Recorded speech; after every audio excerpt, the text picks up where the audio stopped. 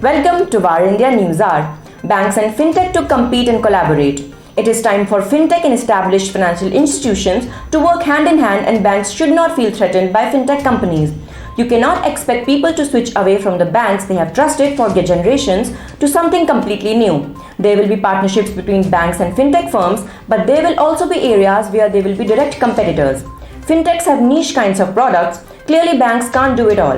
Apart from fintech, there is a new trend of pure digital banks. Fintech has long been considered to be the future of financial institutions and banking. This is why it's not a surprise that the top 50 fintech companies in Europe have collectively raised over $16 billion in venture capital funding and are now valued at about $92 billion. Having said that, traditional banks too have been evolving rapidly in the way they function owing to newer technologies such as machine learning, AI, analytics, etc. Additionally, fintech startup accelerator programs too are gaining success, some of which are managed by global banks such as JP Morgan, ING, etc. It is important for banks and fintech firms to join hands to marry the data and signals that the latter brings with the balance sheets that the former has to make financial services available to the masses.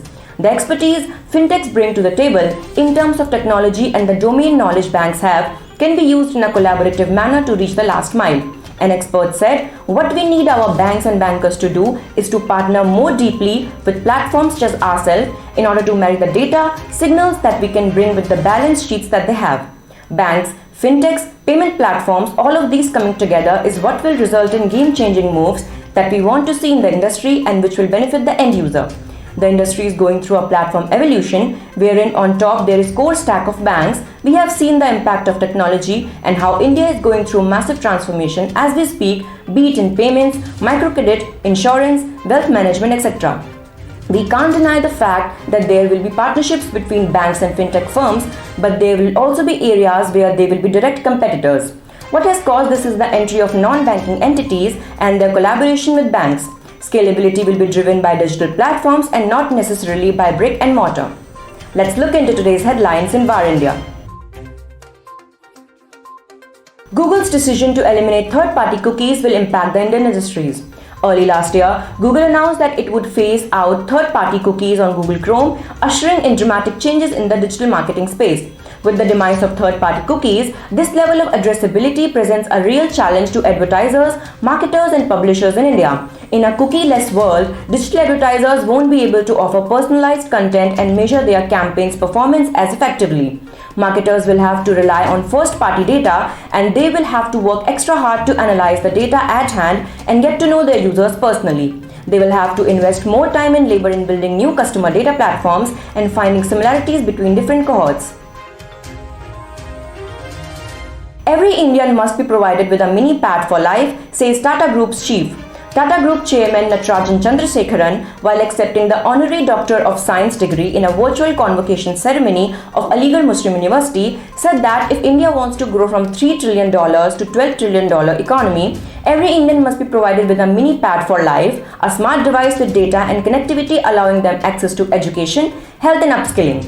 He also emphasized that India needs to use technology to triple its GDP from $3 trillion to $12 trillion by 2031 in this decade and should focus on modern technologies and data. He was honored for his contributions as the head of India's largest private sector employer, ranked as one of the world's most innovative companies by Forbes, and for generous, altruistic actions and lifetime accomplishments.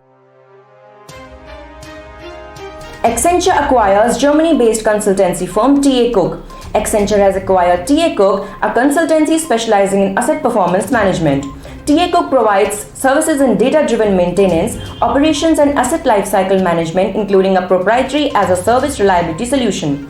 The company brings a team of 130 consultants, engineers and development coaches who will join Accenture's Industry X group, strengthening its services for digitizing clients' engineering functions, asset performance management, factory floors, project management office services and plant operations. TA Cook is headquartered in Berlin, Germany and has additional offices in Canada, Hong Kong and the United States. Open RAN, important to India's 5G success but a road with challenges.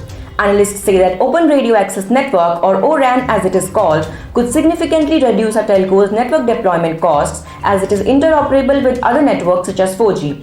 It also encourages innovation instead of replacing network gear to introduce new features and functions. Through Open RAN, one can use software updates to affect change shortening upgrade and innovation cycles. And with relatively shorter propagation available in the airwaves to be used for 5G, companies will likely have to put up a high number of base stations to have a deep coverage, leaving little scope for them to save any cost on that front. As India's telecom carriers gear up for launching 5G services in a country that has struggled with low tariffs, they are banking on a cost-effective yet a growing technology to make the services accessible to hundreds of millions amid a rush in consumption of internet services. Cybercriminals target exchanges after hike in crypto prices.